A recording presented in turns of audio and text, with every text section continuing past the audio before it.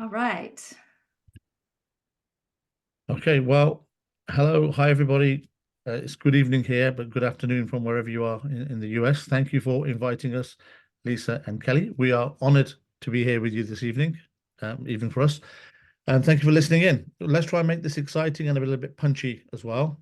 We've worked with Kelly and Lisa for the best part of a year now. So we've heard about all the great work they're doing with you ladies. We understand that you've come a long way together. You all have either a basic or a very good working knowledge of homeopathy, which makes this, hopefully this makes it a little bit more interactive as well. But they've asked us to come along and just share a little bit about who we are and what we do here.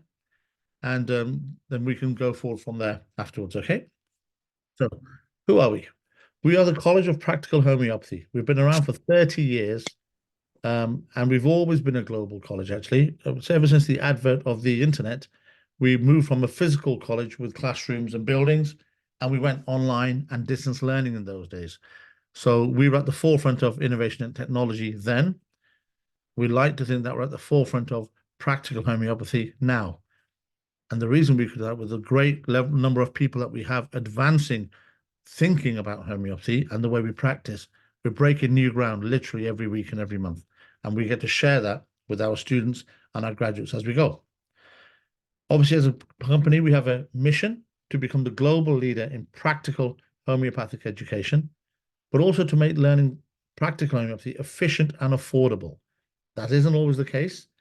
And it's also flexible around people who have working lives, and we're all adults here. Our vision is to have practical homeopaths in every country to help heal patients. We're nearly there. We've got them in about 150 countries so far, so we're doing okay. And our value is to share our learnings as we learn to keep homeopathy progressing towards the future. So even when people enroll with us, it's not a course fee, as we call it, it's an entrance fee. Because once they're in for life, which means there are no extra charges. There's no top-up courses in the future to do an advanced practitioner course. So as we learn with things, as we did 4 years ago with the pandemic, and as we're learning with things now, Ellen and I are talking extensively in the last few weeks about the psychotherapy issues, borderline personality disorder, narcissism, etc., and ways to help understand a deeper understanding, and how homeopathy may be able to help these even. So we're at the cutting edge of different therapy areas, and we share that as we go, not only with our students, but after they graduate, they stay with us and learn. So that's something very unique here that no other college in the world does, not even in homeopathy, but no college in education as far as we're aware of. It's quite unique. And our approaches have given us a few firsts in the 21st century. We're the first college, as I just said, to provide education online, especially homeopathic qualifications.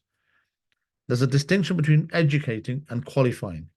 We can all attend courses and learn things, but the qualification is a license that no one else can ever take away from us.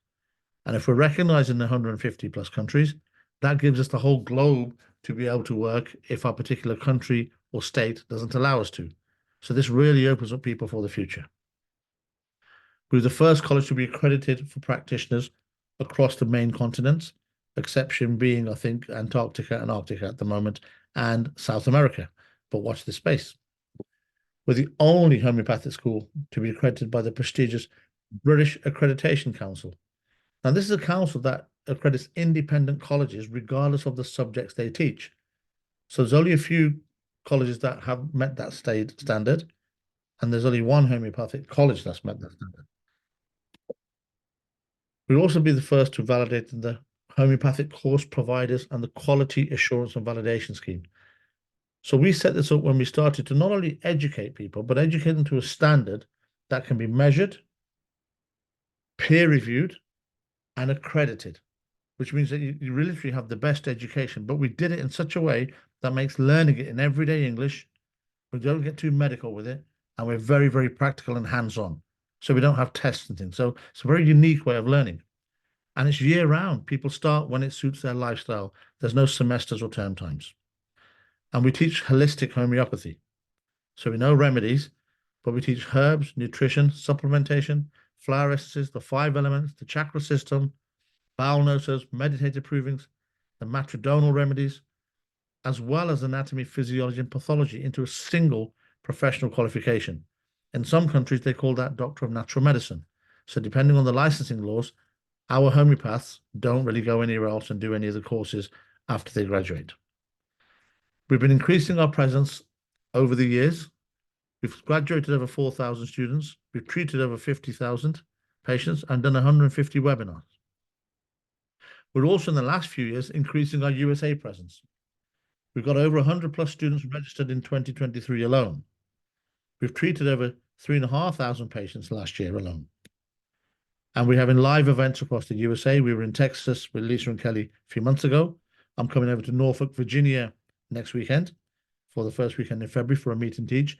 We have others planned throughout the year, hopefully one in Nashville, maybe one in Minnesota, and possibly another annual one in Texas again. So we're coming up more and more where the students are and the need is there. We will be there to support you, encourage you, and share with you. Okay, we've covered the course content. That's just a visual for it. The qualifications are the same, but there are two paths to get you there. One is the 3-level course, like a degree. We can't call it a degree because we are not a university. The other postgraduate is at the master's level. It's a little bit deeper, and it doesn't have as much anatomy and physiology in it. So if someone doesn't have the background knowing the body, the left-hand course is better for them over the 3 levels. If someone says, no, I'm an existing healthcare professional, I know my stuff, but I want to become a really great homeopath, then the postgrad course might be for them. Our split 60-40 between people on postgrad and professional. We're very proud of that because it means that other professions and other courses, including doctors in the US, are our students, and even doctors in prestigious Harley Street in London and across from Spain and Portugal. So we have students of a whole range of backgrounds, but we are proud that we're getting existing healthcare professionals, doctors, pharmacists, nurses, chiropractors, also enrolling with us. That's good for us, and it lets us know that what we're sharing is something that people want to hear about. What makes us unique? We take cases at CPH and we train our homeopaths to actually take the case of a patient, not just to list their symptoms, and then analyze the case to find the cause, not just the effects. Once we go down this method, and we teach a variety of different methods to enable and empower our students that way, it means that their success rate, confidence, competence grows, that they're able to handle anybody who comes through their door and meet the patient where they are in their pathology and illness and work with them to unravel them back to a picture of wellness. As I said, we teach CEO, and this is what we call the 3 T's of disease. Someone gets injured, we can call it a trauma. That's easy to treat.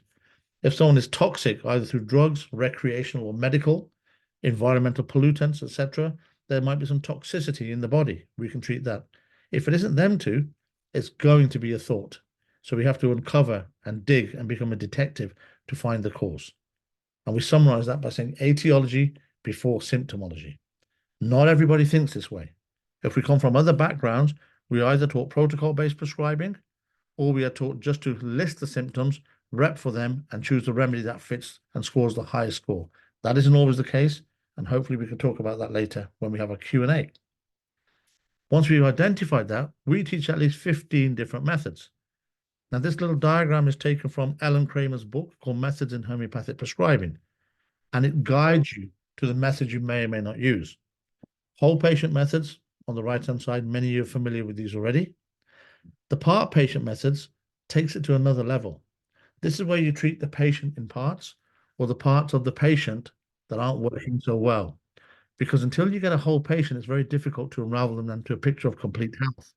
But sometimes parts of their body, their organs may be toxic, they may be diseased with drugs, they may be weakened with thoughts and illnesses and not functioning. Their routes of elimination might not be working effectively.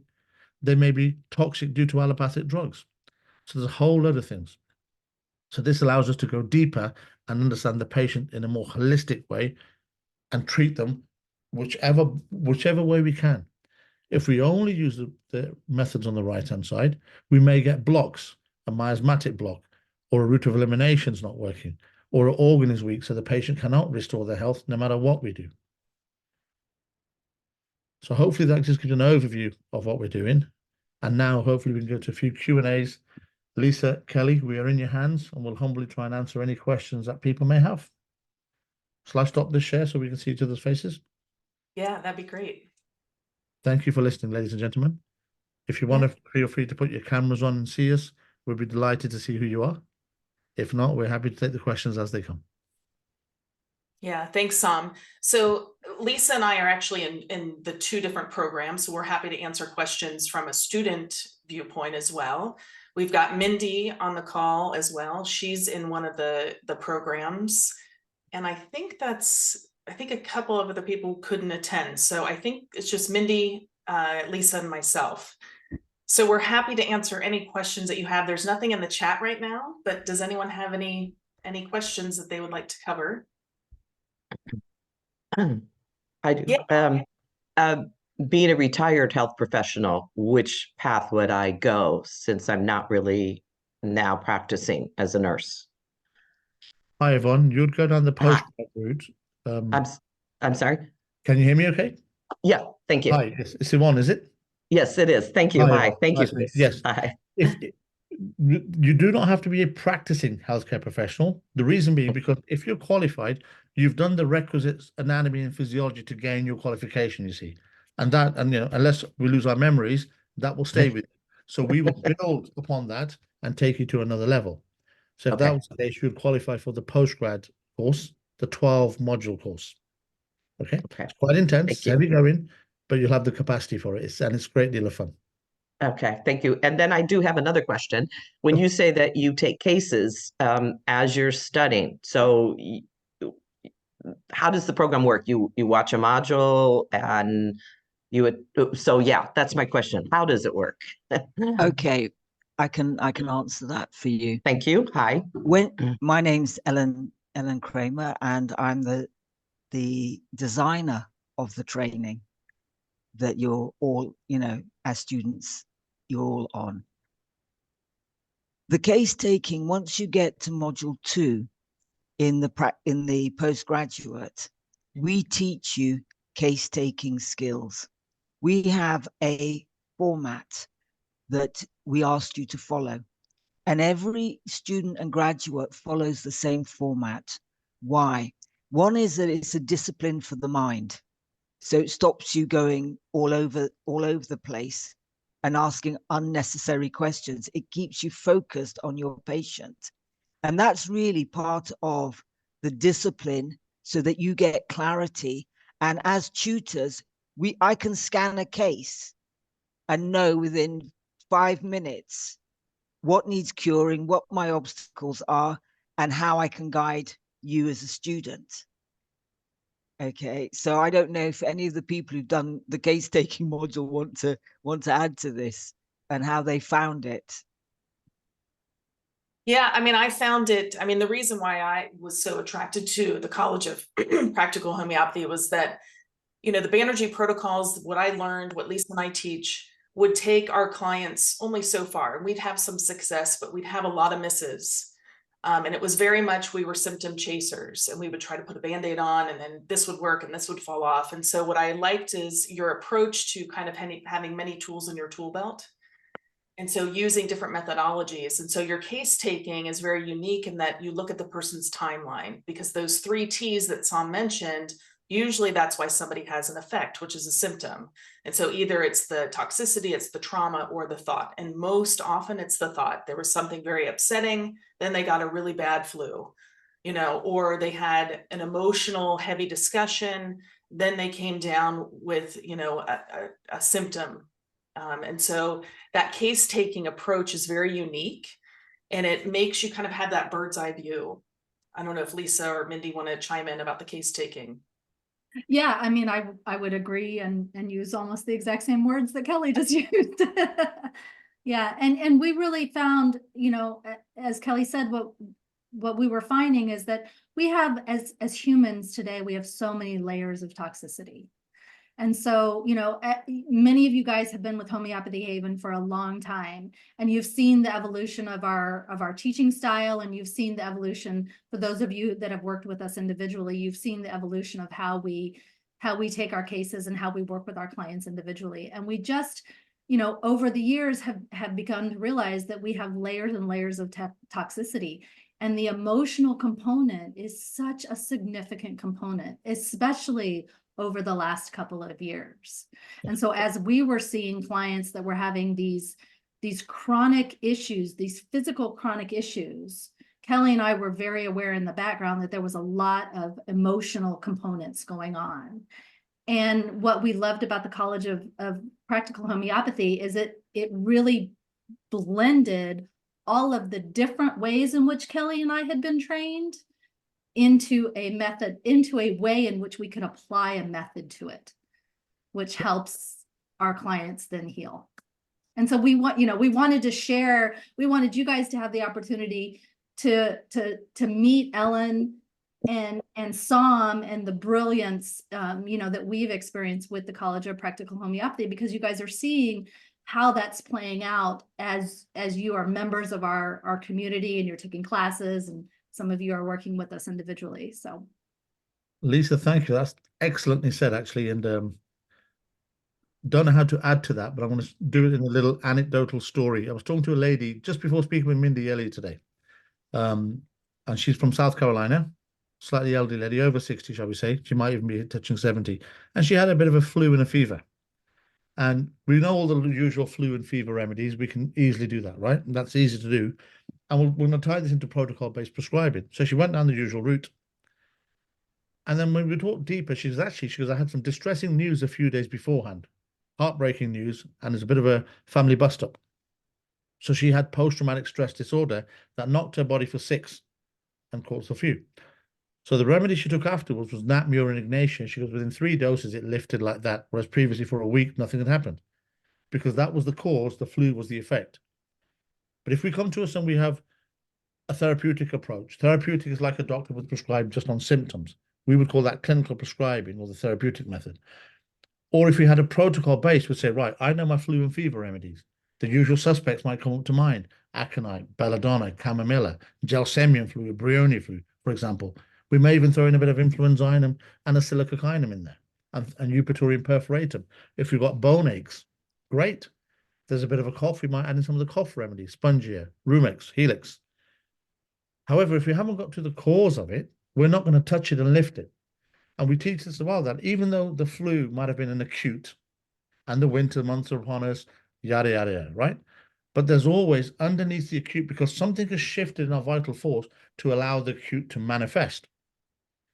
So we would say the principle of homeopathy is when the vital force has gone off course. So are we trying to treat the flu, or are we trying to realign the force back? Because if it knows how to heal the body, the vital force does the healing, not the remedies, not the patient, and definitely not us. So we can put our halos down and just be humble and help them on their journey. We're not the savior of anybody. We are the facilitator. The patient is the healer, and the remedy is the information. Because why does it give information? Because the vital force has been knocked. It helps it remember how to get back on track. And how does it forget? Because of the trauma we had through either toxin, trauma, or thought. So once it gets knocked off, the body goes into haywire. Therefore, every individual patient will manifest whatever happens to them in their own way. A bit like a snowflake. Snowflake is water, H2O. And we are told, and we can see under a microscope, that every snowflake will crystallize in its own unique way. As human beings, we are much more than snowflakes. We are sulfur, nitrogen, and a myriad of 50, 60 different minerals in us. Imagine all the combinations that disease can manifest in us. So if I had a protocol, I'm ignoring my uniqueness. And the principle of homeopathy, as Hahnemann teaches us, is individualized medicine in the context of the case. Another reason we won't just chase symptoms, we tell ourselves, let's not become symptom chase taking secretaries here, because we don't know what symptom leads to another symptom, which leads to another. One might come before the other. If I have an illness and I take a drug, the drug will give me side effects, which are more symptoms. So if I just list to them, I cannot even rank or prioritize the order of symptoms, which are irrelevant. I'm coming to the USA next week. A symptom is a sign of the body. Disease is the dialogue of the body. If I'm on my way to Norfolk and I get a marker and a sign, I'm not there yet. It's just telling me. I don't stop there and think, yes, I've arrived. So it's a sign to say, now we begin. We begin our investigation and we get further down and see where they're going to take us. So we become detectives. We work along the history with the patient, say, let's find out what got you from wellness to illness. Something else I'd like to say about that, ladies, and if there's any gentlemen as well. Oftentimes a patient will be on medicine for a long time, allopathic medicines, 10, 20, or even 30 years. And yet for some reason, when we treat them, we put a pressure on ourselves to treat them within 1 month or one pill or 1 week. We should stop doing that. They've taken time to get to us after a myriad of decades or years or different drugs. So we'll say, look, this is going to take time. This is why you need patience. And I call my clients patients because they need patience. So please don't rush yourself to say, I've got to heal them in a month. No, you don't. Because even the body organs in our body, they have a different rate of repairing. We know the liver is 3 to 6 months. Women have a monthly cycle. Men will shave daily. So even our cells grow at a different rate and pace. So we have to give time anyway. But if we work with our patient, manage their expectations and say, look, even the most serious of illnesses, if we go about it in the right way and we both have the right mindset, we can achieve great success with you. We are part of your health team. That's what the patient, we are part of their team, but they are doing all the healing. We did not get them unwell, so we will not get them well. They will. We must remember that. So when it takes the pressure off us, takes the burden off us, allows us to say, look, with my training, I've done this. Now it's over to you. So hope that just adds a bit of context to that first comment or question. Yeah, I'd like to really add to the whole process of healing. What a lot of people don't understand, it's a process to get sick. And we've been groomed to think there's a magic pill that's going to fix you from outside. When in fact, the real healing is the patient. We're just facilitators. So that takes your ego away. So I'm going to go back to case taking. The case taking structure is to guide you to become the objective observer. You need to know the whole story so that you know how you're going to guide the patient back to health. As you're using remedies and the patient is getting better, they may get a return of old symptoms. That's okay. It shows you're on the right track and you can stop, ask the patient what's going on, what went on when they first had those symptoms. Was it a drug? What happened? And I remember with a patient of mine, she came and she had all these new symptoms. And then as I questioned her, and I said to her, have you had these symptoms before in your life? She said, oh, yes. And I said, when? She said, oh, when I was taking Prozac. Well, in the case taking, she never, when I asked her, have you been on any drugs, past or present? She said, oh, no, my diet's clean. I'm this, I'm that, da, da, da, da, da. And yet the body doesn't lie. And so as she was getting better, the body showed it was stuck because it had toxicity in the system. So what we do is we teach you how to detox. I mean, this is one of the most unique things that no other system of medicine can do, is remove toxicity that's held in the system, even the toxicity that's passed down from one generation to the other. So in my practice, I see young girls who have polycystic ovaries, endometriosis, all sorts of problems. But I know that these symptoms are not natural. When you take the case, you cannot see why those symptoms are there. So the first thing I asked was your mother or your grandmother ever on the synthetic hormones, on the pill? Usually the answer is yes. So I know that I've got a second generation toxicity in a patient and I need to have the skills to remove it. We know from epigenetics that toxins can go in and be passed down to 4 generations.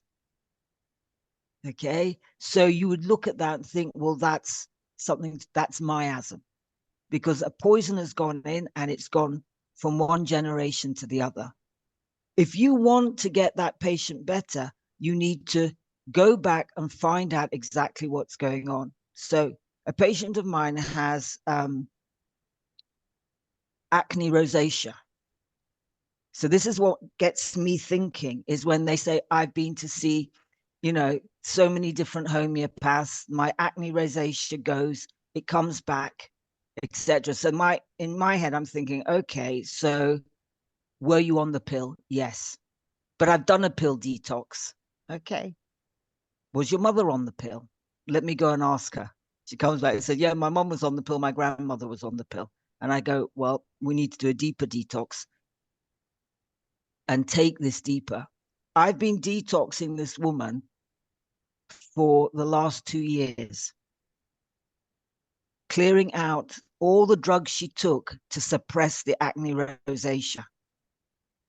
We're now 2 years in, and she has not talked to me about acne rosacea. Other stuff that's been sitting in the system has come up, and we've gone with the patient. So the real guide to healing is the patient. And if you don't understand the case and what's going on, you've got no business prescribing, because all you're going to do is palliate at best, nothing at best, or give yourself a headache with a grand aggravation, which is fine, because that should teach you that you didn't ask or do your due diligence to find out exactly what was going on in the patient. And to me, that's the fun of being a practical homeopath, because I'm a detective. I'm looking for cause, effects, and obstacles to cure. I know that the causation can be passed down from one generation to the other, including emotional traumas to the mother. So when we do our case taking, we always ask, what state was your mother in when she was pregnant with you? Some patients know, others don't. If they don't know, guess what? We're going to find out what it is, because the remedies are going to slowly bring this to the surface so that the practitioner can see what the core issue is. And usually, if the parent is alive, the patient can go back and ask their mothers, what was going on in your pregnancy? Any drugs that the mother took in pregnancy will show up in the next generation. So we have children, I've got children who come and see me and they're diagnosed with asthma. I might see them 4 or 5 years after their birth, but now they're on inhalers, and their parents can see that they're not getting better. In my case, I think, oh, you start detoxing them from steroids and Ventolin and all that stuff. And actually, we get stuck. And then I think, okay, Mum, did you take any drugs, any vaccines? Oh, yes. I had the flu vaccine. I had the whooping cough vaccine. The minute I start detoxing these vaccines that they had in utero, including antibiotics, guess what? The asthma disappears. Okay? But if you're not taught observational skills and how to analyze a case, you're going to miss important questions that you can ask the patient when you're stuck. So this is what this journey is about when you're learning homeopathy from a place of guidance and observation and analysis. Any questions from anyone? Well, so beautifully put, Ellen, so beautifully put. Can I just add to that? This is I won't say it's a problem. This is the thing. When we start talking, it just leads one thing to another, and the conversation just takes its place. Ellen, if I may, well, thank you for that. I just want to touch on drugs as well. Ellen's talked about detoxing from drugs. This is so important that if drugs, whether we take them, allopathic or recreational, become an obstacle to cure. So we say CEO, cause, effects, we understand that bit, but we cannot ignore the obstacles. We must remove them if the remedies are to be able to do their job properly.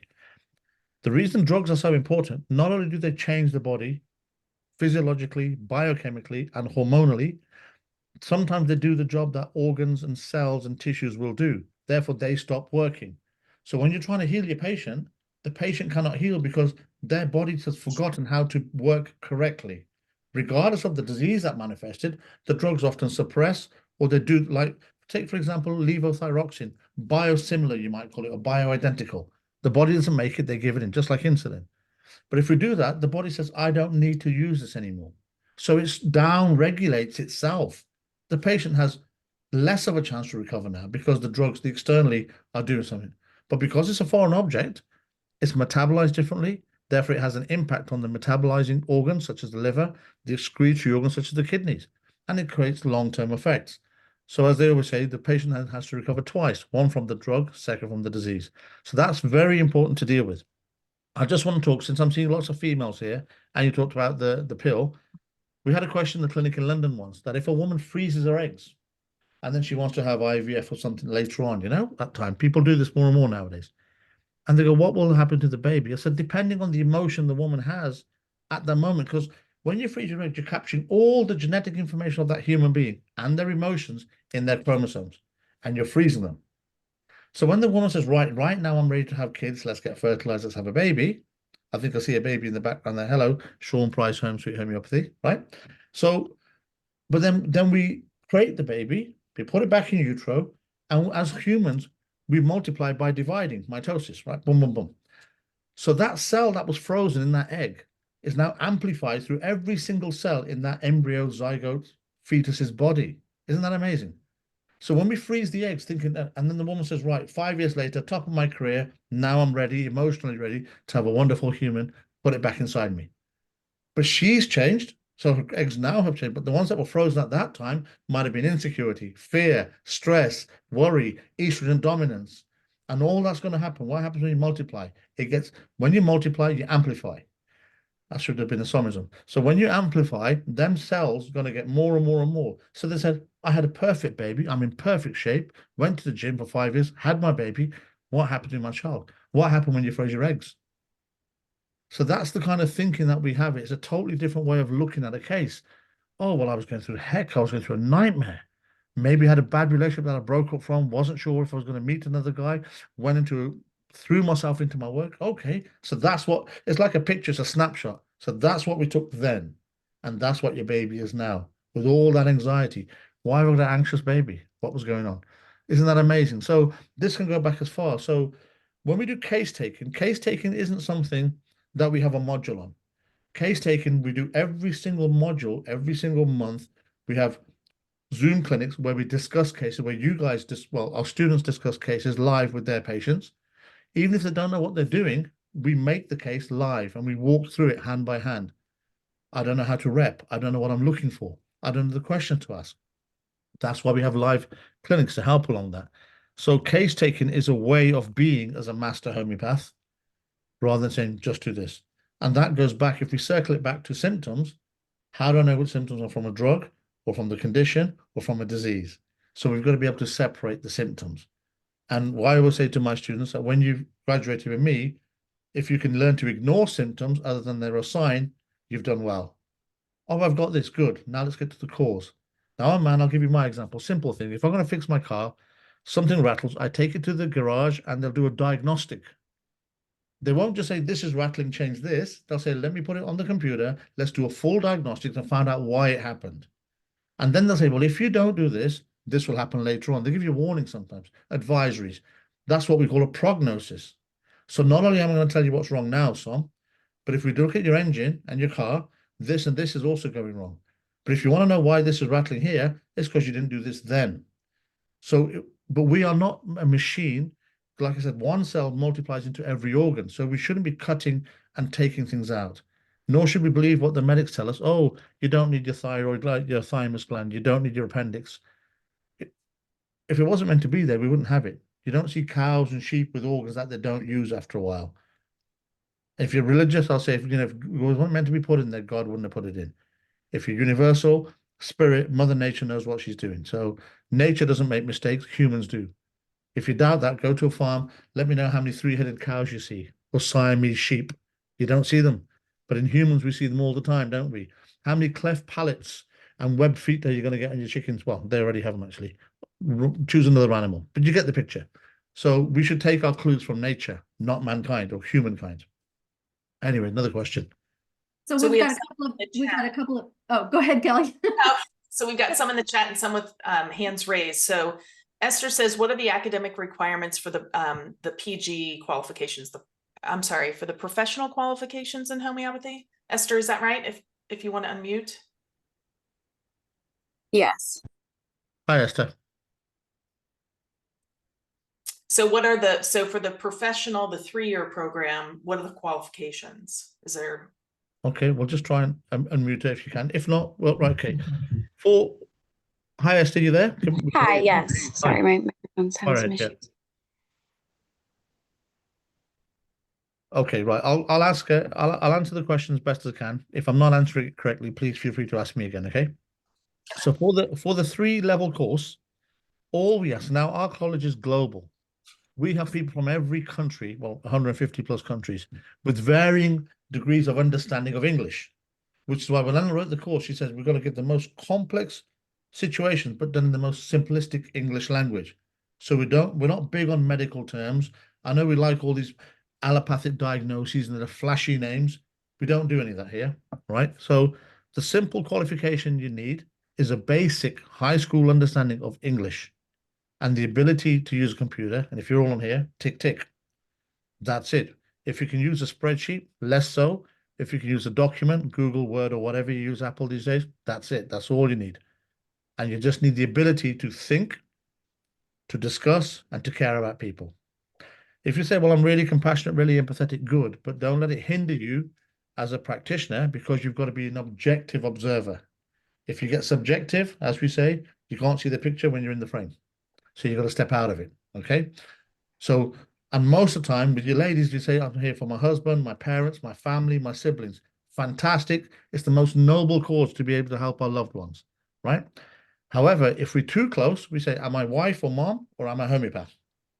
And that's the battle we always have. And if that's the case, we have a pool of people who say, I need someone else to take the case, or I need to sound it out with someone. Ellen and I do it every day. I'll say, what am I missing, Ellen? What am I not seeing? Because if I'm in the case, or if it's me and I'm the patient, I might be missing something. So we always say, if you try and self-treat, you have a fool for a patient and an idiot for a practitioner. So take yourself out, discuss it with someone else. They will see something differently. They will add value because they are then objective. So that is also something to remember. Hopefully that answers that question. Basic English, if you can understand it and you can listen to me and Anna today, that's all you need. Perfect. Thank you. And we just had this text exchange this morning on our Signal group, right, Sean? We're just talking about that. Sometimes as moms, we're a little bit too close and we need to lean into our community to get help. Yes. So, yeah. That's a All right. very humbling thing. It's also a very gracious thing to be able to seek advice from one another. And I say to all my students here, they'll come to me and we'll do our one-to-ones at the end of a module, and they want to talk about family cases. I say, great. I say, why don't you get a homeopath and get someone amongst your peer group because they're at the same level or they understand the same thinking. And as we say here, we say, talk to a CPH homeopath because they understand the way we think and the way we approach. Not everybody does. Now we'll talk about classical homeopathy for a minute as well. Classical homeopathy works like a miracle when your patients have a brilliant constitution, are unaffected by toxins, and that includes fast food, KFC, and all the usual suspects, don't have Wi-Fi radiation, are eating food that's grown from remineralized, good, nutritious soil. Now, Ellen's over in Africa, Ghana at the moment. She does a clinic there. You know, we've got other people. We have Azrina going over in a few weeks' time from Trinidad to help her out as well. Dr. Joseph, one of our students, runs it as well. People in Ghana are from a good constitution. They eat fruits, they eat the vegetables that are fresh. When they're that way and there's no other toxins going on and there are no allopathic drugs, you can use a classical method easily and there are no obstacles. In the Western world, even our food isn't natural. We have to go to an aisle called organic food. By definition, it means everything else is inorganic. And when I went to school, inorganic meant chemicals. We did organic chemistry, inorganic chemistry, and physical chemistry. So if something is not organic, it means it's made in a lab, or it's got pesticides and herbicides and everything else on it. So what am I putting in my body accumulating over the decades? So my constitution isn't strong. Another thing classical homeopaths will say is, we'll do constitutional prescribing. You're a Nux vomica, you're a sulfur, you're a pulsatilla. It doesn't matter what I am. It matters what I've become and how I got there on the journey. If I come to you and I'm depressed, I'm angry, my relationship ended, or my parents died, and I left home and my business failed, doesn't matter if I'm hot and sweaty and sulfur. Now I've got depression, financial ruin, heartbreak. What's sulfur going to do for that? I might need Natmure. I might need pulsatilla if I've got issues from abandonment. If I'm anxious as well, I might need phosphorus, a great anxiety remedy. People don't think about it often. They think about the A's, the aconite, the arsenicum, the arginate. Phosphorus is just as highly ranked as a anxiety remedy, anxiety, abandonment, sensitivity. That's phosphorus. So I'm not sulfur anymore. I've changed. I've become what I call fundamentally different because life has made me different. If I then manifest a disease, I'll have a lesion. Then I might need to treat that. If I then get drugs in me, I've got another layer called an organ failing layer or a tauopathic layer. So how can I be treated constitutionally with a classical one remedy? No, you're not going to cure me because I've got multiple facets to me. That's another method in itself called the layers method. You know, identified and popularized by Dr. Aizaga, but we've taken to a different level and you work at it differently. So you got to meet the patient where they're at, how they present, the layers of complications they have. But if I'm fine and there's no problem with me and I want to maintain my well-being, give me a constitutional. It just keeps me more of who I am. Fantastic. But if I'm not fine, they come to us when they're not fine, not when they are fine. So we must remember that as well. Okay. I've got a story to tell you. I did a summer clinic in Swaziland, and there was a homeopath from Australia who's been trained classically. And then she said something. Okay. She said the quiet part loud. She said, "Oh, I come here and I do the clinics here because all the patients get better on one remedy. They don't do that in Australia." I just looked at her and I thought, that's the problem when you've only been taught one way of approaching human beings. You've got to go from Australia to Swaziland to be able to make your homeopathy work. I can come to Swaziland, get results. I can go to London, get results. I can go to Outer Mongolia, I'd get results. I could come to New York and still get results. Okay, because I know people. I know what obstacles and how to ask when I do my case taking. If it's simple, I know when to make it simple. If there are layers, I know what to do with all those layers. Okay, that's the difference between a good training that gets you to think for yourself, as opposed to putting you in a box where you're only allowed to think in this way. That's not healing. It doesn't work like that. You see, and then I get people who say, "Oh, you know, the remedies, they get spoiled by radiation." Yep. And I just think to myself, well, hang on, radiation's going on all around us. Okay, computer. I've watched people put their remedies in their hand, their phones and their computers, walked off, come back the next month. They're sitting there with their cup of coffee, drinking their coffee and telling you how well they feel.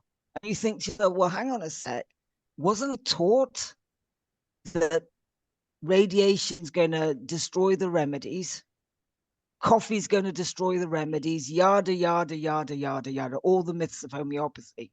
None of them are true, because it's not the remedy that cures the patient. It is the patient with the resources that does the healing if you give them the vital force, the right remedy to do that healing. And there are no obstacles to cure, or you've taken that into consideration. So this is a very different way of thinking and perceiving. But to me, it's closer to nature. And I know this. If Patton came back today, you'd have to do my course, because the way he prescribed 200 years ago wouldn't work, just would not work now. He would have to come and see me at CPH and do the postgraduate training. It's as simple as that. He wouldn't be equipped for the mess that he would see. Two different types of human beings. And I remember in 2020 when one of the students came from Japan, and she got stuck with me for 6 months. You know, she came for 2 weeks and left 6 months later because we got, you know, locked down here. She had a great time. She said, I would never see cases like this in Japan, and I'd never see all the miracles. of people getting better, really amazing, strange cases, from snake bites to, injuries, to the change in the diet that is making people sick. Okay.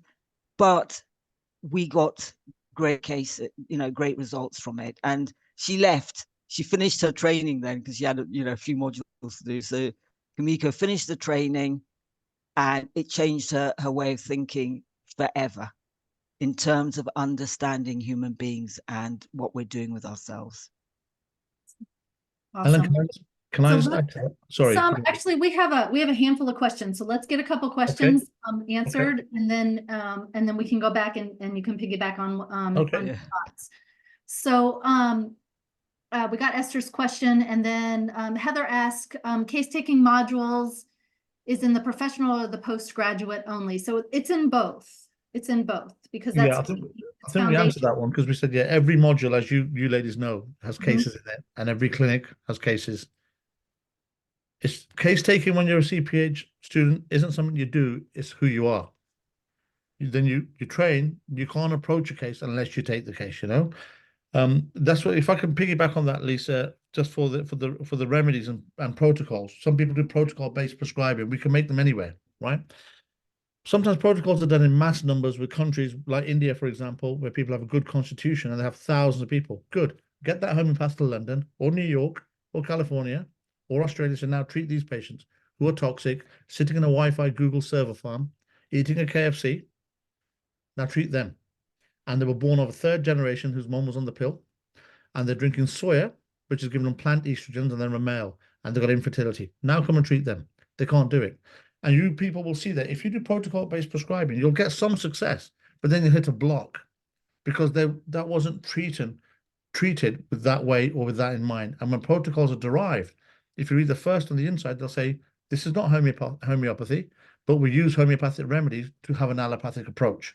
That's the first caveat in the protocol-based teachings, right in the preface on the inside, and talking specifically things like Banerjee. They've got thousands of numbers, and their MO, their modus operandi, was to get allopaths to adopt homeopathy for $1 a day. They wanted that. That was their objective, and they achieved it. Good, because what that means for us is more people use homeopathy. So that's a great thing. And it's a great introduction into finding how things work. Like taking an aspirin for a headache, you're in the pharmacy, fair enough. So that was that, okay?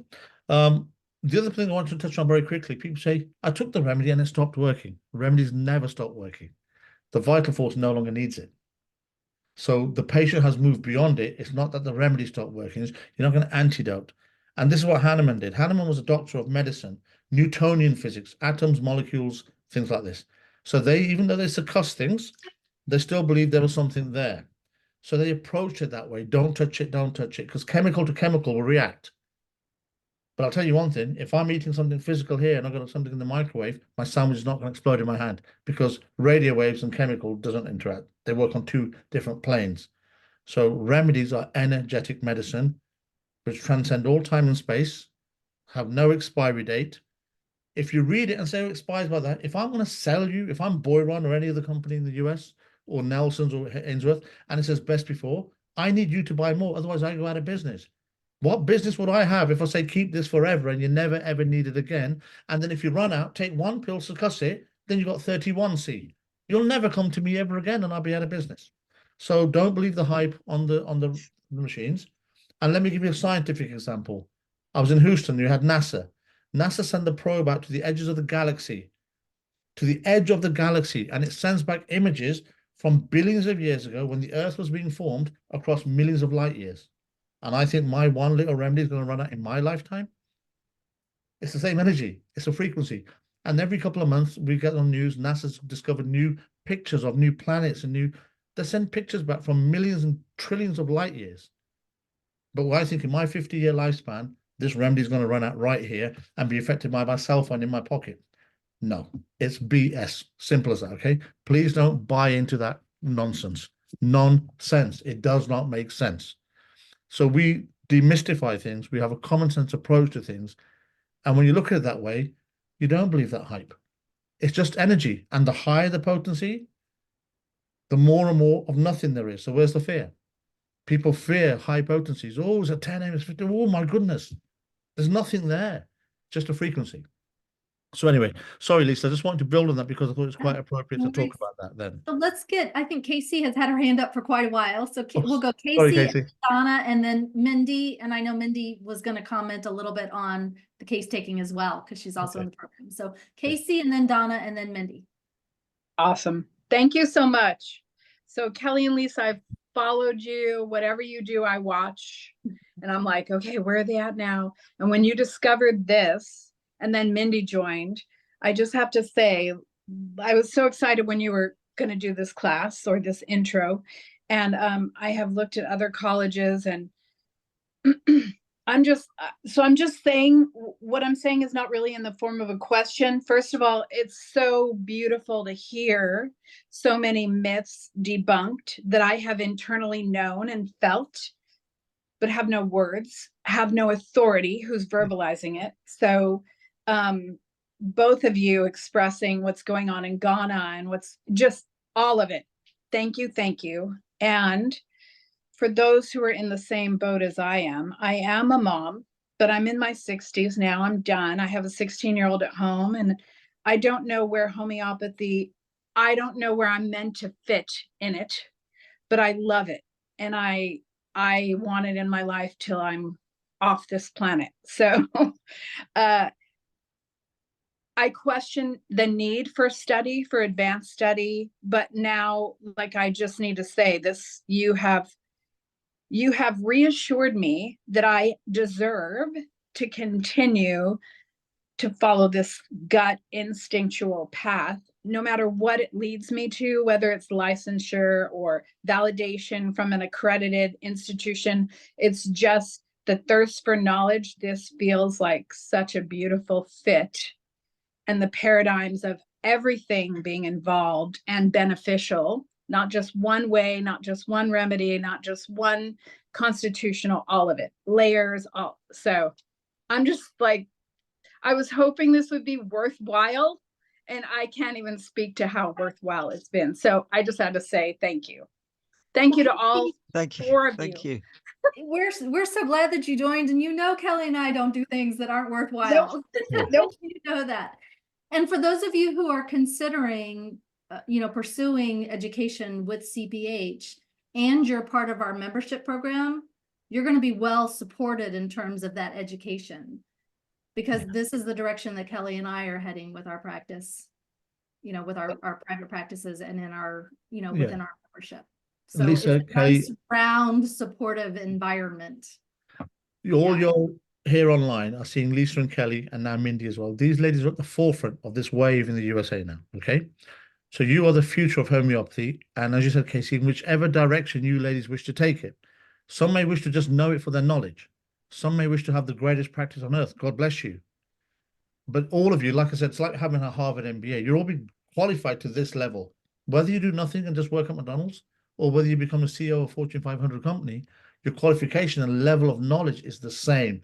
So you can talk to one another and then say, what am I missing? Oh, you're doing that? Yes. Why? Because I'm too close to it. I can't see the picture because I'm in my frame.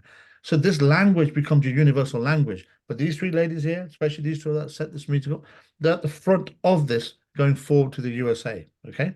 So you're on that wave. And just to reassure you, Casey, I've got a student up in San Francisco, just south of San Francisco. She's 76. 3 years ago, when COVID hit, I had a lady who was 86. She lived in Columbus, Ohio. Her husband passed away in COVID. She was a retired nurse. She goes, I retired in my 50s. She's been retired for 30 years. She goes, I want to study homeopathy. Why? One, I've got nothing else to do. Two, I've outlived my children, even they've died. She goes, three, my brain's not ready to stop learning yet. So whatever journey you have, and she did a short course. She goes, I don't need the license. I'll probably die before I've ended the course. That's fair enough, right? So you got to go whatever goes. Just here at Homeopathy Haven, you're going to learn so much. If you think you want to come on board at CPH, we'd welcome you. We're not here to take you there. You will decide where you want to go on your own journey, whatever's right for you.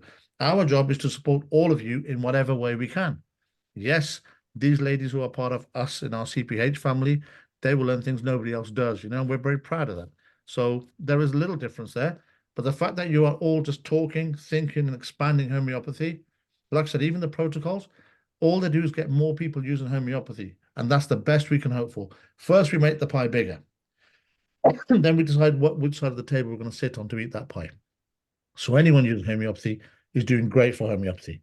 When it doesn't work, it's not that the method doesn't work. I need more tools in my toolbox. Now I'll give you another analogy. A plumber, an electrician, this or that, they all got the same tools: a hammer, a spanner, a wrench, a screwdriver. But it's how they use the tools. One can fix my lights, one can fix my toilet, right? One can fix my car. But the tools are the same. So our job is to equip our homeopaths with these 15 tools and all the herbs and everything else underneath. So you get about 20 different things in your toolbox. You can meet the patient where they're at, regardless of where you go. This is, so I make these analogies this way because it makes us easier for us to understand what we're doing. Let's Thank get you, Lisa. Donna's question. Let's get Donna. Hi. Wonderful, wonderful to listen. So just really just thinking about like three things that would be helpful to me. And then some things actually were generated just from the conversations. So I'm not 100% understanding let's say the postgraduate. So I am a healthcare professional. I still have my license, even though I'm really not working because I'm retired. But so understanding how that the postgraduate course would work, just kind of like understanding how what would a month be like. And then you said, well, it's based on we're all adults and adapted that way. I'd like to understand that. I'd like to get a feeling of the cost. I don't know if you want to talk about that. If you don't want to talk about it, then just don't worry about that. And then because of what you were talking about with frequency, I was curious as to what do you think about the radionics with homeopathy, and your thought processes on where that is in your thoughts and maybe your experiences over the years. Thank you. Personally, I actually think that the people who are on the postgraduate, which is Kelly, should answer this question, because you're in the process of experiencing every module as you go through it. Just quickly for Casey, when I decided to study homeopathy, I just decided that I was going to do it to help my family, and look where it took me in terms of passion. You never know where you'll end up. So Kelly, I'm going to hand it over to you. Yeah, so the postgraduate level, which Donna, because of your background in the pharmaceutical world, that would be kind of the track you would take. There's 12 modules, and the beautiful thing that CPH does is you can go at the pace that your life dictates to you. So if you have a very busy February and you can't do any studies, fine, you can put it off and do double the amount of work in March if you need to. Or if you say, you know what, I'm just hungry for all of this, I'm going to try to get through my modules faster. So the pace with which you study is all based on yourself and your own timeline. They want you to get through the modules in a 12-month period just because they want you to graduate and absorb the knowledge and all of that. So in terms of studying, it's all self-paced. There are PDF documents that you can either read online, download, print, highlight, whatever you want. There's also audio files of lectures that go along with that module. As far as kind of the timeline in both programs, you can actually go to their website and print out, okay, what's covered in each module to kind of understand. So I won't spend time going through each module, but that's on their website. Did that answer your question, Donna? So, and it can be anywhere from 10 hours a month to 25. It just depends on how meaty of a module it is. And if you've got extra assignments, there are assignments. You are paired up, and I don't know if Sam mentioned this or Ellen, but you are paired up with a mentor, which was very attractive to me. So either Sam, Ellen, or their team of mentors is paired up one-on-one with you. So when you finish the module, you meet with your mentor and you go through your assignments or any questions you have or any cases that you're working on, etc. Beautiful. Thank you. Yeah. Kelly, thank you. Donna, may I just expand on that just briefly? Thank you for a brilliant explanation, Kelly. And who better to listen to than someone who's actually going through the process, Donna? Yes, you do get assigned a personal tutor who works through with you every module. And it's what we say, we don't just go through the course, grow through the course. But there's something else to say. Now, if all of us study the postgrad course, we allow 18 months because life happens sometimes. And not all of us will study at 1 month, a module a month. Sometimes we might need to take a bit longer. Some modules might take us longer. Sometimes a life event happens. We build that in because we're adults and we know life happens. However, with the course, if we all study the course, we do the cases, we do the modules, there are no exams, there are no memory tests, and there are no scores. It's case-based, so get that off, right? It's easy. So the course is same to all of us. We've all done the same course. But our one-to-ones and things like this is what makes our own experience unique when we deal with our families and our friends. And our cases make our qualification very personalized. The qualification is the same. We all have the same letters after our name, LCPH. And then it stops.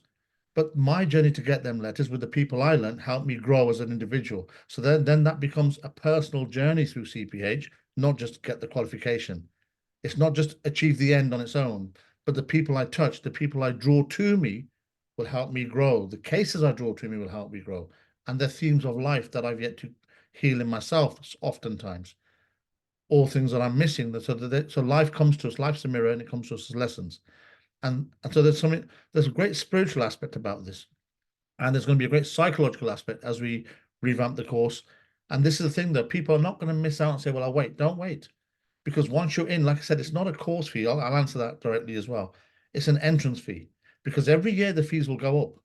But once you're in, your knowledge keeps expanding because once you're in. There's no alumni fee. There's no top-up course. There's no masterclass later on. This is it. This is the masterclass. This is your Black Belt Academy and you're done. But also, if you go through the course too quickly, then we don't consolidate the methods or we don't experience them in life and we get to the end of the learning. And like a black belt, that's when the real learning begins. And I do a lot of cooking. I learn how to cook. So when you're a master chef, after you get the qualification, then you start the dishes and make your own recipes. You know, you don't buy a recipe book, then you buy ingredients and you make recipes. On that note, I just want to touch on recipes and remedies. The remedy is information to the body on how to heal itself. Think of it like a recipe. But without the ingredients, my body will not heal. We call them resources: nutrition, diet, supplement, and herbs. But if I've got a bunch of ingredients and no recipe, I don't know how to heal, even though I've got all the resources. So you need the both together. They work together and they complement one another. So that's why, and they say, well, how does the vital force go? Because the vital force, I've forgotten how to heal myself.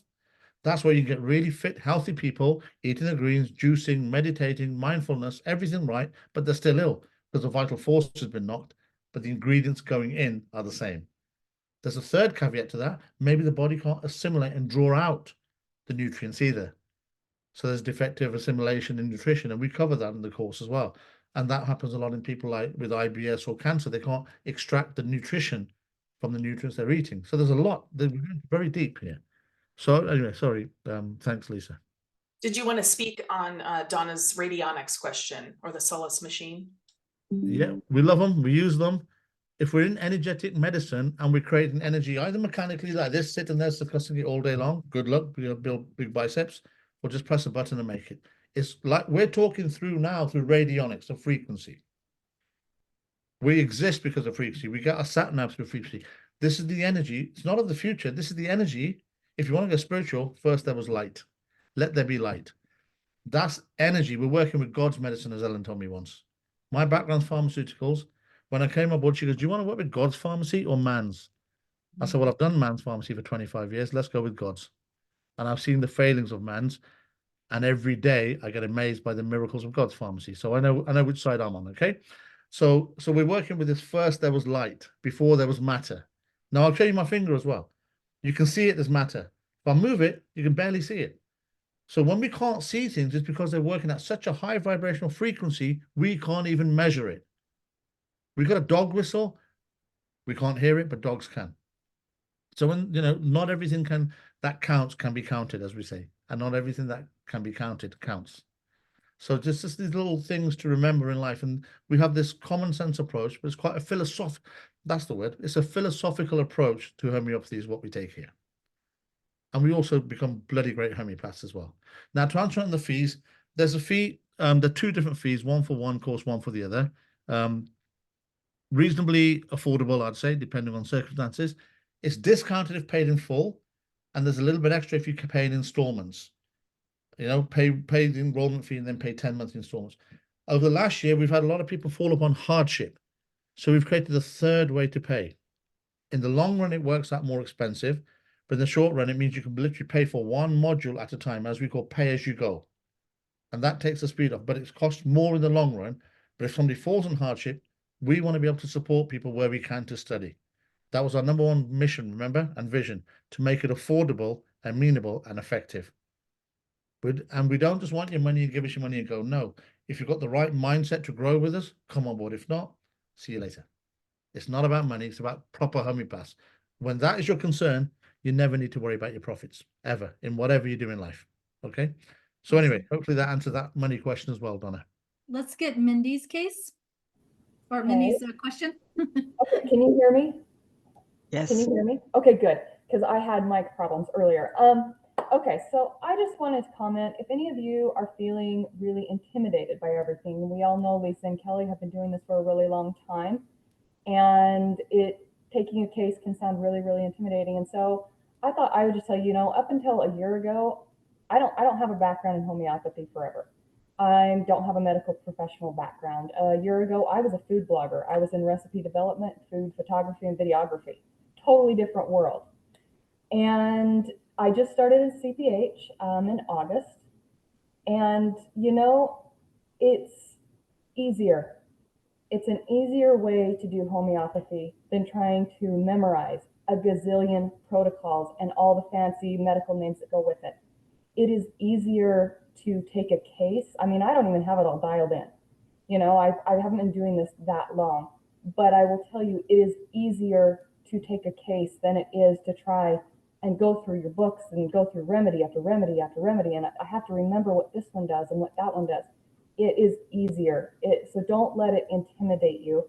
And don't feel like you have to have this super background of all this knowledge. I mean, you don't know what you don't know. And I have learned that what I don't know, I can ask, and there is someone that can answer my questions. So please don't be intimidated and think that you don't know enough or that you can't do it, because you can. And it's a huge network of people that are willing to share all the knowledge that they have and help you. So.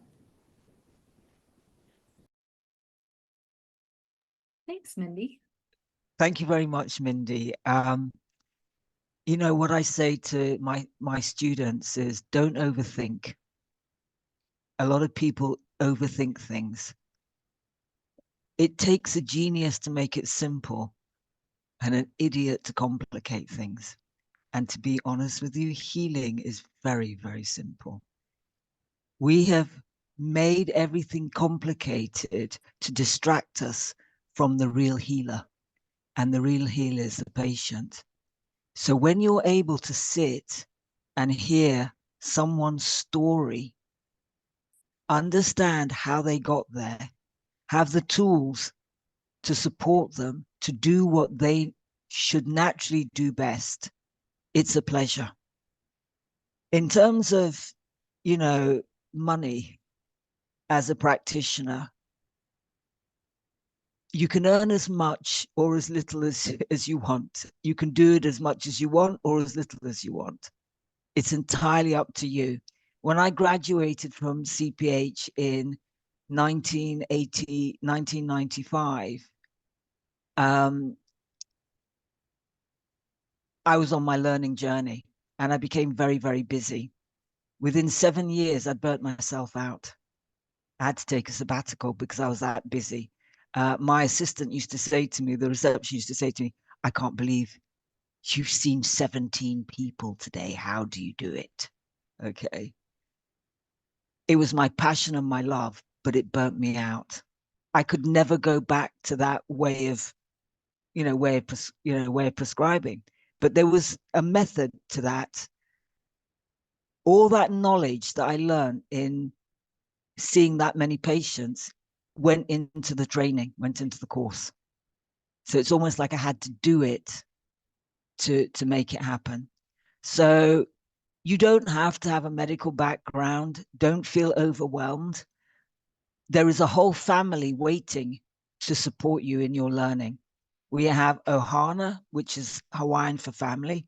And then you've got the free thinkers, where It helps you to open your mind, and everybody on the groups are there to support you and help you. Why? Because we want you to be the best that you can be. When you're the best that you can be, then we shine too. Okay? This is not about, oh, they're better than the normal way of education. There are no exams. Some people's understanding is slower, some people get it straight away. And I don't mind going over the questions that you ask. If you want to ask me the same question 100 times, do you know what? It's my pleasure. Because the more I answer it to you, the better I get at doing it. When I talk about A&P, people think that, I went and did an A&P exam and suddenly I understood anatomy and physiology. No, I did A&P for 3 different courses, got 99% for my exams, and still didn't know A&P. It was my patients that taught me A&P. Getting out when they came with stuff, I'd get out the Merck manual. In those days, it was books. So the Merck manual came out. They would tell me, I'd look it up. I'd do my research. Bam. 10 years later, somebody said to me, oh, you're really good at A&P. And I thought, really? Learning should be seamless. Okay? It should be a pleasure. And as Mindy says, it's easier than trying to learn hundreds of protocols. It really is. Learning is a seamless process. I'm dyslexic, or I just think I just have a unique way of spelling and doing things. So I had to make homeopathy work for me. And the way I made homeopathy work for me is how you're seeing it in the course. Okay. My head would get so discombobulated with normal education. So I had to step back and make it work for me. When I took over CPH, I started another college. So when I left, I actually interviewed them to find out what their problems were.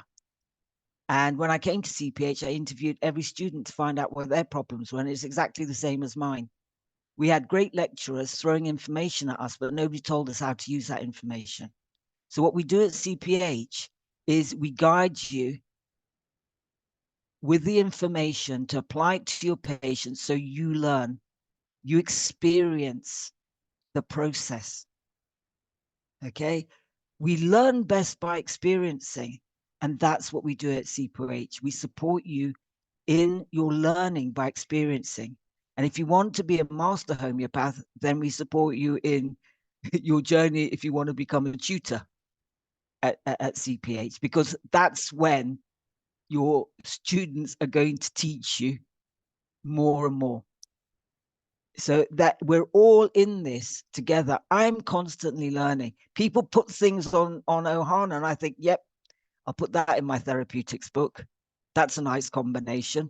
And what we do is anybody who comes up with a combination, it goes into the CPH combination, a remedy, what's the Excel sheet. We have one of our students who is diligently taking down all the drugs, all the remedy rates, all the combinations. I send Alia, when I've done a combination that has really worked for my patients, I send it to her. She puts it on the sheet for us.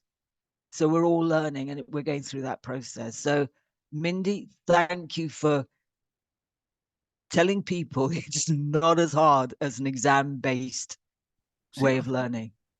Can I just add to that? Thank you for that, Mindy. And again, and you're right. No, because every couple of weeks, every couple of days or months, we're putting new combos together. Some people call them mixes, right? And so if we were to sell a protocol based thing, that's obsolete the minute it's been written, it's out of date.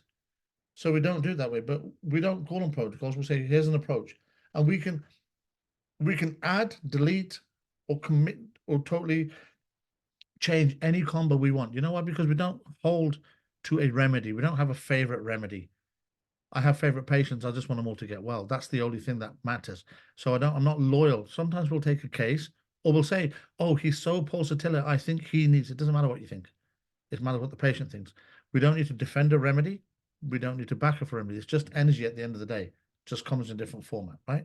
So we don't have to be emotionally attached to a combo either. Oh, this is my go-to combo. It doesn't matter. We can try it based on what we're doing.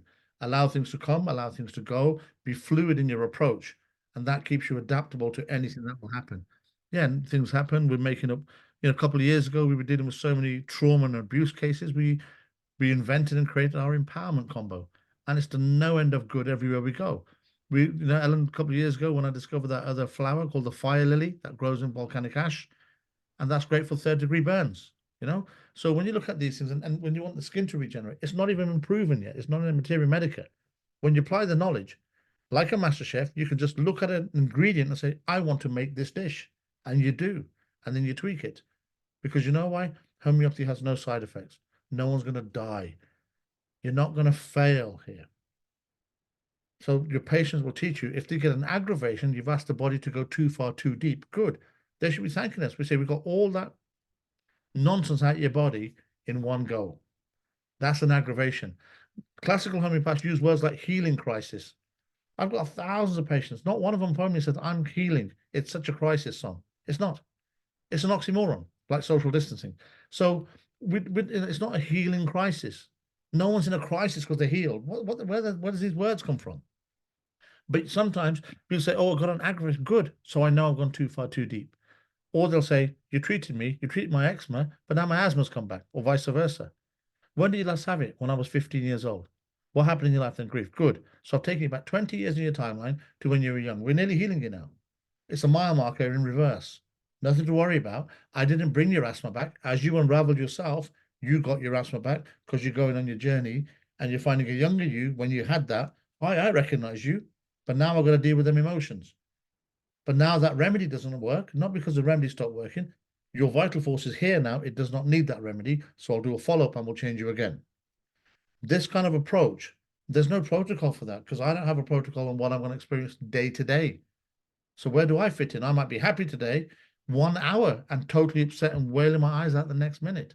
Where does that fit in a protocol? You've got to go with where the energy is taking you. And that's a journey of discovery and fantastic journey. Thanks, Ellen. Any more questions there? Mandy's got her hand up, and I just want to be mindful of time. We've been on for about a little over an hour. And so if anyone needs to hop off, I have put Sam's information in the chat, sam@thecph.co.uk. It's in the chat. If you want more answers, if you have more questions, if you are like, I love what I'm hearing, I want to get signed up with CPH, please send an email to Sam. Let him know that you attended the Homeopathy Haven webinar because he is managing the whole globe. So he knows where people are coming from. And with that, Mindy, let's get your question. Thanks. This is very helpful. I appreciate it. Thank you very much for all the information and wisdom. I had a quick question in the chat, and you mentioned, going to the 2nd generation and the mother. What do you ever get cases where it's stuck and it's from the 3rd and 4th generation? I know the Bible always mentions the 3rd and 4th generation. So to talk about God's medicine, I wanted to ask, do you have to go further than the 2nd generation and just see? I mean, sometimes we don't always know, but I'm just curious about that. Well, my thing is this: if the patient requires you to do that, you will do that, and you will go as far back as it's necessary for you. And once it's gone past 3 or 4 generations, you're in miasms. You will learn all about miasms and predispositions for particular diseases. So I never say never. All I say is that if you're a good case taker and detective, you will find where it goes. You'll find out. It will come up. The patient will bring it up. If it's not, one of the things people have to remember, remedies don't do anything to you. If symptoms come up that are strange and rare and peculiar, it was always there, but you never saw it. And now that you're healing, it's come to the forefront. And if we can't find that in the patient's case, that's when I say, go back, ask your mother. Go back. And then, you know, somebody will say, oh, well, you know, your great grandfather worked as a miner. And I'll say, yeah. And he had this. And I'll go, yes. All right. So what was he mining? Gold. All right. I know in gold mining, they use mercury to bring the gold to the surface, to wash the gravel, to bring the gold to the surface. And this is why you'll see, I mean, some will tell you about the periodic table, but you need mercury to show the gold in the gravel, but it's very toxic. Okay. That toxicity may go through, change the way, the behavior of someone, and be passed on to the next 3 or 4 generations. Okay. And it just so happened that grandpa remembered his great grandfather being a miner and, you know, clearing out gold. Then I think, wow, now I know I've got to go back to mercury. And the reason I'm telling you this is because I have seen it. Okay. So I know that whatever is in the system, whatever poison is in the system, and if it's been there for a couple of generations, the body will show you. That's why I have total faith in God's pharmacy and the ability of the human body to correct itself and heal itself.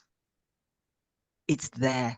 And if you're doing your homeopathy, good homeopathy, putting, you know, following the sequence of events will show you what's going on. And if you need to go into the past, you need to go into the past. If you don't need to go into it, you don't need to go into it. The patient will tell you what you need to do. You have to have the tools. Has that answered your question, Mandy? Yes, thank you very much, Ellen. I want to just clarify something. I thought the heavy metals and toxins like mercury is only passed through the mother, through the womb. Does it, so that, can it also from the male side come through on that? There's no set in stone that it comes from one line or the other. If a poison's there, a poison's there, because, you know, when you give your sperm, this is information. Okay. And in Chinese 5 elements, that information is held in the Jing, in the kidney energies. The adrenals hold all the information that's going to be passed to the next generation. Okay. So whether it's male or female, we're going to find out, because you're a detective. I just like to see that I'm a detective. I'm not stuck on it is in a box and you can only dab, because a lot of my patients have told me the opposite. They've shown me things I would never have thought of. They pulled me out of my little box of how it's supposed to be because somebody told me it. My patients have just been the most amazing teachers. That's how I see it. I'm just a student and I love my patients. I love my students as well, but I love my patients. Mandy, let me add to that. Thank you, Ellen. This is where epigenetics comes in. If we have a toxin, that's a neurotoxin, that's corrosive, and it alters our genetic makeup as a response to it, we store that information. And that, as I said, we multiply, we replicate by dividing, right? So that's stored into our chromosomes, into our DNA, and then that's passed on generation by generation. And then when we grow and we amplify, whatever generation that will hit, and that cell then multiplies, we see it manifested later. Do you see what I mean? But now when it's passed down 3, 4 generations, but then 1 or 2 generations were still eating organic food, it didn't rear its head then. Does that make sense? Because they kept to that babe. We call that chelation therapy. When you think like parsley and all these softer herbs, they chelate the heavy metals and they take them out. Remember this, we learn a lot from nature, right? And originally homeopathy came from nature and herbs, and we potentize them. So when you have herbs in soil, you can arsenic exists in soil, all the heavy metals exist in soil. They're there because they come from, all the metals that we mine come from the earth anyway, right? So they're in the soil. So this is where God or Mother Nature, however you want to call it, or the universe has ways to manage everything. So the plants know how to deal with the toxicity that they're sucking up in the soil, in the minerals, in through their roots. So when you eat these plants, you're not loading up toxicity like eating fish with mercury toxicity. The plants know how to handle it themselves because they get rid of it themselves. Nature has this way of checks and balances where it all equals out. So when we have heavy metal toxicity, we can give it homeopathically to knock it out. You want to treat mercury poison, treat it with mercury and arsenicum, cadmium sulfur, easy to remove, easy. But as we talk about and teach here, detoxing should be done gradually and slowly. Chelation therapy. basil, parsley, the softer herbs. That's why, you know, in the olden days in British dishes, they have cod with parsley sauce and a sprig of parsley on top. Not only does it freshen your breath, if there's any mercury in the cod, the parsley will deal with it. It's that easy. Chlorella, spirulina, moringa, the soft herbs are everywhere, every country. And we always say try and have foods native to your own land, because wherever you are, your own plants know exactly the environment and the soil and the acid rain, whatever you want to have in it. You have them there, they're done. Nowadays with the internet, we always want to look for a superfood from another country. I don't live in that country, I don't need it. Here in the UK, I can have things like echinacea, rhodiola. So every country will have its own herbs, you know, every climate will create its own. Nature doesn't make mistakes.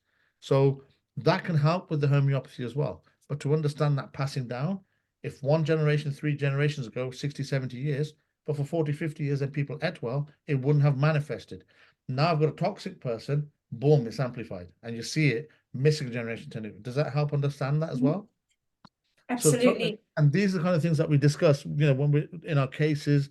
And that's what we say, we take a case, but we analyze the heck out of it this way. And this is where we learn our anatomy, our physiology, our biochemistry, our endocrinology, just in a case. But if we're task focused, I just want a prescription, we've missed all the learning. Excuse me. And our course is that way, it integrates it. So it makes learning about plants and anatomy fun. We don't do a separate anatomy and physiology module. That'd be boring. But how does it affect my kidneys? What are the kidneys? They're shaped here. What are the adrenals? They sit here. Okay, boom. I don't need to draw pictures of the adrenals. I don't need to. I just need to know how they impact the human. So when we talk that way, I like to tell my graduates that they talk to any other professional, whether they're a natural healing alternative arts professional or a doctor or nurse, that they can say, I can do what you do, but you can't do what I do. That's a nice way, because that's holistic homeopathy in action. Hopefully, Mandy, that answers your question. Very good. Thank you. That was excellent. Excellent answers. Thank you. Awesome. Lisa? All right, ladies, if there are any last minute questions, if you want to send them to Sam and he will be more than happy to answer them. Or you are certainly welcome to email Kelly and I if you have any questions about our experiences within the program. And with that, I want to thank Sam and Ellen very much for joining us. Thank you very much. As you guys can tell, it's a wealth of knowledge every single time, every conversation. Well, to Lisa and Kelly, thank you very much for inviting me, and thank you so much, Mindy, for being here and keeping it simple. You know, letting people know you don't have to know everything. If you're in the undergraduate, we will walk you through it and you will enjoy it and you will learn to take cases. So don't worry about it. Thank you very much. Thank you, everybody. Right, If you do contact us, please let us know you came through Homeopathy Haven as well, so we can recognize you. Please do mention that as well. Lisa, Kelly, we're indebted to you. Thank you very much, and we're very grateful that you organized this for us. And let's us together as a group, let's let our learning continue. Thank you so much. All right. Thanks, everybody, for Thank you very joining. much. Thank you. Thank you very much. Bye. Bye.